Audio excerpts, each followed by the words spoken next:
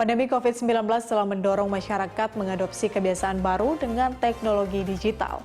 Para pelaku bisnis dan pemerintah diharuskan untuk mempercepat transformasi digital untuk dapat melayani seluruh kebutuhan masyarakat. Pandemi COVID-19 telah mengubah pola perilaku masyarakat menjadi lebih berpusat kepada teknologi digital. Google, Temasek, dan Brain Company dalam laporan Ekonomi Southeast Asia 2020 mencatat, Indonesia menjadi negara dengan nilai transaksi ekonomi digital tertinggi di Asia Tenggara dengan nilai mencapai 44 miliar dolar Amerika. Deputi Bidang Koordinasi Ekonomi Digital, Ketenagakerjaan, dan UMKM Kemenko Bidang Perekonomian Rudi Salahuddin mengatakan, pemerintah akan membuat strategi nasional ekonomi digital untuk menghasilkan pertumbuhan ekonomi digital yang berkelanjutan dan inklusif. Di Kemenko Perekonomian saat ini sedang menyusun strategi nasional ekonomi digital yang mana outline-nya sudah kita FGD-kan dan kita diskusikan, dan mulai tahun depan kita akan bersama-sama dengan seluruh stakeholders, dan kami juga mengajak teman-teman di AMSI nanti untuk ikut melakukan pembahasan dan pembuatan dari strategi nasional ekonomi digital ini.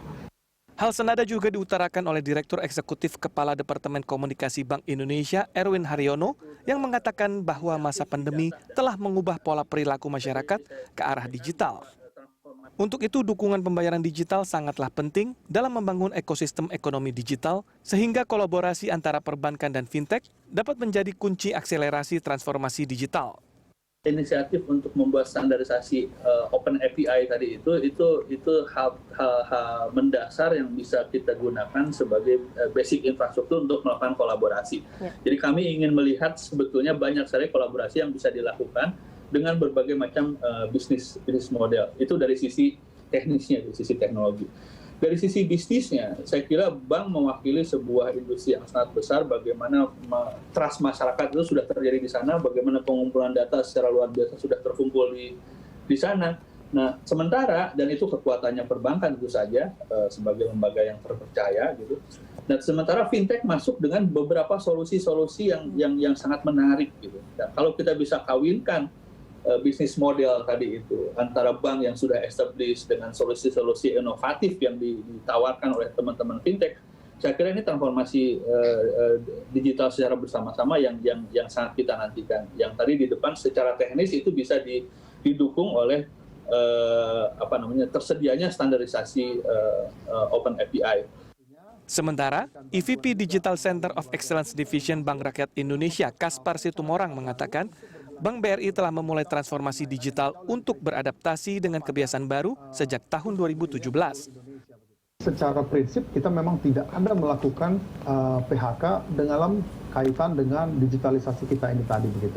Namun yang kita lakukan adalah realokasi resources tadi, sehingga ada beberapa alih fungsi pekerja-pekerja kita menjadi penyuluh digital. Artinya begini, contohnya misalnya dalam namanya keagenan kita, Agen BRI Link. Agen BRI Link dimulai 2015, itu adalah laku pandai begitu. Keagenan ini tadi transaksinya di 2015 itu hanya 3 miliar, naik menjadi 2018 itu hampir 500 triliun, 2019 700 triliun. Alhamdulillah 2020 ini menjadi 1.000 triliun dengan fee base hampir 1 triliun begitu. Nah, ini tadi bisa terjadi dengan digitalisasi tadi begitu. Nah, digitalisasi tadi itu kita melakukan online to offline tadi. Yang tadinya kita mencari agen baru tadi adalah berbasis manusia begitu kita cari gitu. Namun sekarang kita mencari agen-agen baru tadi berbasis BRI Brain tadi, memberikan rekomendasi mana customer BRI yang bisa direkomendasikan menjadi agen BRI Link tadi begitu. Dengan menggunakan spesifik algoritma. Di sisi lain, Kemenko Bidang Perekonomian melaporkan adanya kenaikan 26% dalam penjualan e-commerce hingga menyentuh angka 36 triliun rupiah di tahun 2020. Cinta Zanidia, Berita 1, Jakarta. Menuju less contact